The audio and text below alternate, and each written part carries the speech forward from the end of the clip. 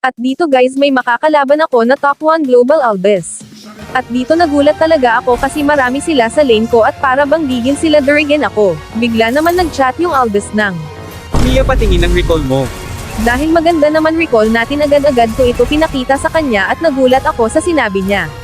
Target lock, Mia. Mamaya ka sa akin. Kaya sagot ko lang katakot. At dahil sa mga banta niya guys akala ko nagbibiro lang yung Albis at tamang clear minions lang ako, at sa hindi inaasahan sa akin na siya nag-SS.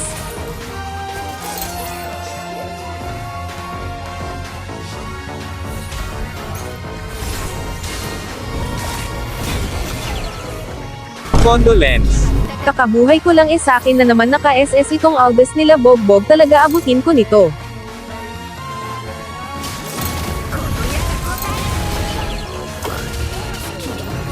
At dito dadaan lang sana ako sa red buff anabangan na niya pala ako.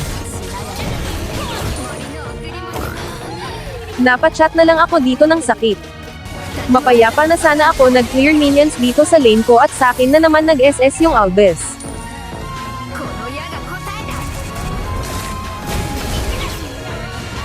At dahil feed na nga ako lumipat muna ako ng late para magpa-item at sakto walang kasama yung MM nila kaya mapipites ko ito. Magmimid lang sana ako anabangan na pala ako ng Albis.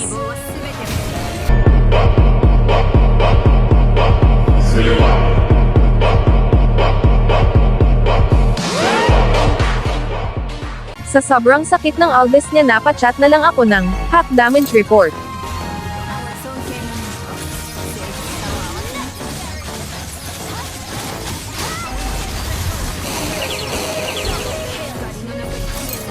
At dahil nakakapag-item na ako dudurugin ko ng mga maasim niyang kakampi.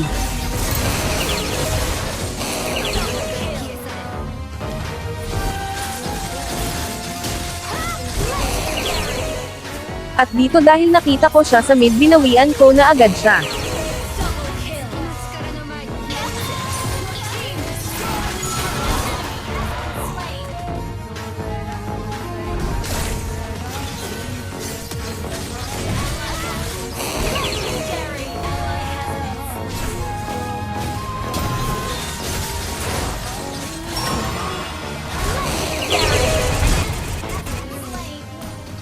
Sa sobrang gigil ko sa Albis na ito napachat ako ng ano na.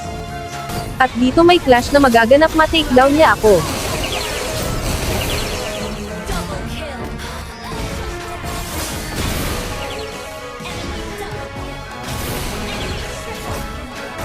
Gusto mo rin ba ganito damage ng Mia mo copy link mo lang itong video at follow mo na rin ako salamat.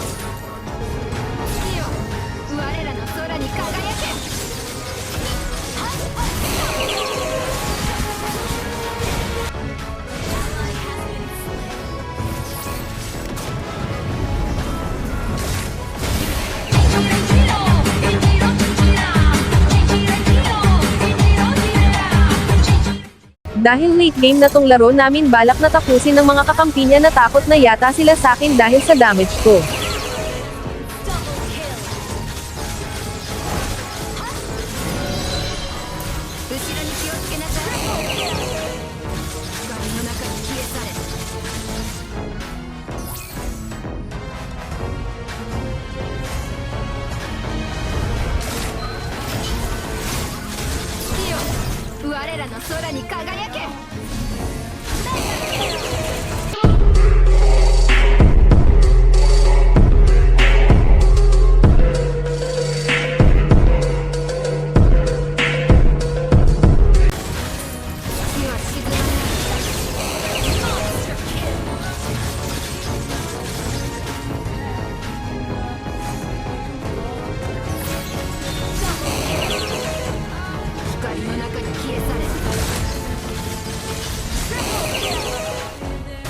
Dahil hindi na nakabawi sa akin yung Albis nila matatapos ko na dito yung laro.